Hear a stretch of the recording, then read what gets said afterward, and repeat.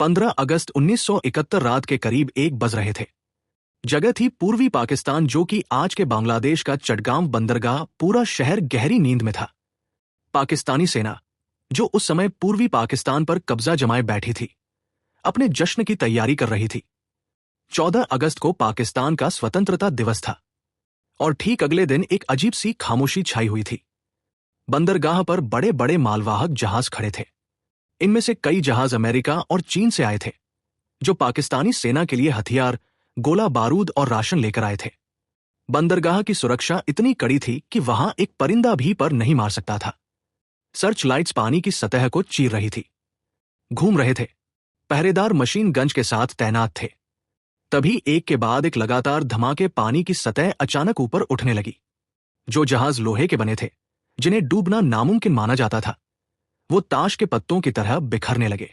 एमविल अब्बास जैसा विशाल जहाज, जिसमें हजारों टन विस्फोटक भरा था, बीच से टूट गया। पाकिस्तानी सेना में हड़कंप मच गया। सायरन बजने लगे। हवाई हमला की चिल्लाने की आवाजें आने लगी। एंटी एयरक्राफ्ट गन उसने आसमान की तरफ आग उगलना शुरू कर दिया। उन्हें लगा कि शायद भारतीय वायुसेना ने रात के अंधेरे में हमला कर दिया है, लेकिन आसमान खाली था। ना कोई फाइटर जेट, ना कोई बॉम्बर प्लेन। फिर उन्हें लगा कि शायद भारतीय पनडुब्बियों ने पानी के नीचे से, और आगे है सोनार चेक किया गया, लेकिन पानी के नीचे भी कोई पनडुब्बी नहीं थी। ना आसमान में दुश्मन, ना पानी के नीचे कोई मशीन। फिर ये जहाज डूब कैसे रहे थे? वो कौन था जो पाकिस्तान की नाक के नीचे उनकी सबसे सुरक्षित जगह पर तबाही मचाकर बिना एक भी गोली चलाई गायब हो गया? ये कहानी किसी या भूत की नहीं है। ये कहानी है उन मुट्ठी भर निडर नौजवानों की, जिन्होंने सांस रोककर मौत को गले लगाकर दुनिया के इतिहास का सबसे खतरनाक साइलेंट वॉर यानी खामोशी युद्ध लड़ा। नमस्कार दोस्तों, आज हम पानी की गहराइयों में छिपे उस राज से पर्दा उठाएंगे जिससे ऑपरेशन जैकपॉट के नाम से जाना जाता है। एक ऐसा मिशन जिसने 1971 की जंग का रुख ही मोड़ दिया। इस घटना की जड़ें उस रात से कुछ महीने पहले मार्च 1971 में खड़ी थी। पाकिस्तान 2 हिस्सों में बंटा हुआ था, पश्चिमी पाकिस्तान और पूर्वी पाकिस्तान। हुकूमत पश्चिम की थी, लेकिन संसाधन और जनता पूर्व की। जब पूर्वी पाकिस्तान ने अपनी आवाज उठाई, तो जवाब में उन्हें मिला ऑपरेशन सर्चलाइट। ये एक नरसंहार था। पाकिस्तानी सेना ने अपने ही लोगों पर गोलियां चलानी शुरू कर दी। ढाका यूनिवर्सिटी से लेकर गांवों तक लाशों के ढेर लग गए। जान बचाने के लिए लाखों शरणार्थी भारत की तरफ भागने लगे। भारत की प्रधानमंत्री इंदिरा गांधी और सेना प्रमुख जनरल सैम मैनेकशॉ के सामने एक बड़ी चुनौती थी। भारत सीधे तौर पर युद्ध नहीं छिड़ सकता था, क्योंकि अंतर्राष्ट्रीय दबाव बहुत ज्यादा था, लेकिन हाथ पर हाथ धरे बैठना भी मुमकिन नहीं था। शरणार्थियों का बोझ भारत की अर्थव्यवस्था को तोड़ रहा था। हमें कुछ ऐसा करना था जो दुश्मन को अंदर से खोखला कर दे, उसकी सप्लाई लाइन काट दे, क्योंकि कोई भी सेना भूखे पेट या बिना गोलियों के नहीं लड़ सकती। और पाकिस्तान की सारी सप्लाई, तेल, हथियार, रेशन समुद्र के रास्ते जहाजों से आती थी। अगर इन जहाजों को रोक दिया जाए तो पाकिस्तानी सेना अपने आप घुटनों पर आ जाएगी। लेकिन सवाल यह था, ये करेगा कौन? भारतीय नेवी अभी खुले तौर पर युद्ध में नहीं उतर सकती थी। यहीं से जन्म हुआ एक ऐसे आइडिया का जो सुनने में पागलपन लगता था। नई दिल्ली के नॉर्थ ब्लॉक के बंद कमरों में एक गुप्त बैठक चल रही थी। नेवल इंटेलिजेंस के डायरेक्टर कैप्टन मिहिर रॉय और naval chief admiral S Nanda ने एक अजीब प्रस्ताव रखा है। उनका कहना था, हम अपनी नेवी के जहाज में ही भेजेंगे। हम मुक्ति वाहिनी के उन नौजवानों का इस्तेमाल करेंगे जो भारत भाग कर आए हैं। लेकिन यहां एक बहुत बड़ी समस्या थी। ये नौजवान कोई सैनिक नहीं थे। ये छात्र थे, किसान थे, मछुआरे थे। इन्होंने कभी बंदूक नहीं पकड़ी थी, कभी अनुशासन नहीं देखा था। क्या इन्हें दुनिया के सबसे खतरनाक नेवल मिशन के लिए तैयार किया जा सकता था? कैप्टन मिहिर रॉय का जवाब था, हां, क्योंकि उनके पास वो हथियार है जो किसी ट्रेनिंग से बड़ा है। बदले की आग उन्होंने अपने परिवार को मरते देखा है। वो किसी भी हद तक जा सकते हैं। इस मिशन का जिम्मा सौंपा गया एक बेहद सख्त और काबिल ऑफिसर को। कमांडर एम एन सामंत को, कमांडर सामंत को कोवर्ट ऑपरेशंस का हेड बनाया गया। उन्हें कहा गया, इन लड़कों को ऐसी ट्रेनिंग दो कि ये पानी के अंदर भी सांस ले सके और दुश्मन के जहाज को बिना भनक लगे उड़ा सके। दोस्तों, किसी भी सेना के लिए सबसे बड़ी ताकत उसके अफसर होते हैं। मुक्ति वाहिनी के पास जोश था, लेकिन अनुभव नहीं। उन्हें लीड करने के लिए किसी एक्सपर्ट की जरूरत थी, और ये एक्सपर्ट्स मिले एक बहुत ही फिल्मी और रोमांचक तरीके से। मार्च 1971 में फ्रांस के टूलो शहर में एक पाकिस्तानी पनडुब्बी पीएन्स खड़ी थी।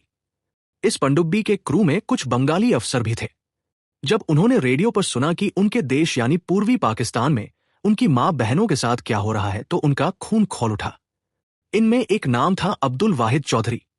चौधरी और उनके साथ साथियों ने एक बहुत बड़ा फैसला लिया। उन्होंने पाकिस्तानी नेवी से बगावत करने की ठान ली। सोचिए, विदेश की धरती पर जहां पाकिस्तानी खुफिया एजेंसी आईएसआई की नजर उन पर थी, वहां से भागना मौत के मुंह से निकलने जैसा था। ये 8 जांबाज, जिन्हें बाद में इतिहास ने दी एट सब मरीनर्स कहा, अपनी जान हथेली पर रखकर वहां से भागे। वो स्पेन पहुंचे, फिर वहां से भारतीय दूतावास की मदद से भारत आए। इन 8 लोगों का भारत आना ऑपरेशन जैकपॉट के लिए गेम चेंजर साबित हुआ। अब हमारे पास ऐसे ट्रेनर थे जो पाकिस्तानी नेवी की नस नस से वाकिफ थे। मई 1971 पश्चिम बंगाल का मुर्शिदाबाद जिला भागीरथी नदी का किनारा, यहां एक गुप्त ट्रेनिंग कैंप बनाया गया। इस कैंप का नाम रखा गया कैंप प्लासी। इतिहास का पहिया देखिए दोस्तों। 1757 में इसी जगह की लड़ाई में नवाब सिराजुद्दौला को धोखे से हराया गया था और भारत ने अपनी आजादी खोई की, और अब 200 साल बाद ठीक उसी जगह पर एक और आजादी की लड़ाई की तैयारी हो रही थी। लेकिन इस बार हम किसी को गुलाम बनाने के लिए नहीं, बल्कि किसी को आजाद कराने के लिए लड़ रहे थे। कैंप में करीब 400-500 बंगाली नौजवानों को चुना गया। शर्तें बहुत सख्त थी। तैरना आना चाहिए, सीने में दम होना चाहिए और वापस ना लौटने का डर नहीं होना चाहिए। कमांडर सामंत और उनके साथियों ने इन लड़कों की ट्रेनिंग शुरू की। ये कोई आम ट्रेनिंग नहीं थी। इन लड़कों को सिखाया गया कि पानी के अंदर घंटों कैसे रहना है, बिना ऑक्सीजन सिलेंडर के सिर्फ एक पाइप के सहारे कैसे तैरना है, पानी का बहाव, ज्वार भाटा और अंधेरे में दिशा कैसे पहचानी है। लेकिन सबसे महत्वपूर्ण चीज जो उन्हें सिखाई गई वो थी उनका हथियार, ओलंपिक। देखने में ये एक छोटे कछुए या उल्टी कढ़ाई जैसी होती है। इसके अंदर शक्तिशाली विस्फोटक भरा होता है और इसके नीचे लगे होते हैं बहुत ही ताकतवर चुंबक। कमांडोज को सिखाया गया कि उन्हें तैरते हुए दुश्मन के जहाज के नीचे जाना है, पानी के अंदर ही जहाज के यानी लोहे की सतह पर इस माइन को चिपकाना है। यह चुंबक इतना तेज होता था कि एक बार चिपक गया तो उसे हाथ से निकलना नामुमकिन था। लेकिन खतरा इसमें नहीं था। खतरा था इसकी टाइम। इनमें माइन लगाने के बाद कमांडो को वहां एक सेफ्टी पिन खींचनी होती थी। पिन खींचते ही एक केमिकल रिएक्शन शुरू हो जाता था जो डेटोनेटर को एक्टिवेट करता था। लेकिन यह रिएक्शन पानी के तापमान पर निर्भर करता था। कभी कभी यह 30 मिनट में फट सकता था, कभी 2 घंटे में। सोचिए, आप पानी के नीचे हैं, आपके हाथ में एक बम है, आप उसे जहाज पर चिपका रहे हैं और आपको पता है कि अगर थोड़ी सी भी गलती हुई या टाइमर जल्दी चल गया तो आपके शरीर के चिथड़े उड़ जाएंगे और पानी का रंग लाल हो जाएगा। यह सुइसाइड मिशन से कम नहीं था। अगस्त का महीना आ गया। मानसून अपने पूरे जोर पर था। नदियां उफान पर थी। ट्रेनिंग पूरी हो चुकी थी। अब इम्तिहान की घड़ी थी। इन 400 कमांडोज को छोटे छोटे ग्रुप्स में बांटा गया और बॉर्डर पार करवाकर पूर्वी पाकिस्तान के अलग अलग ठिकानों पर भेज दिया गया। उनके निशाने 4 प्रमुख बंदरगाह थे। चटगाम बंदरगाह सबसे बड़ा और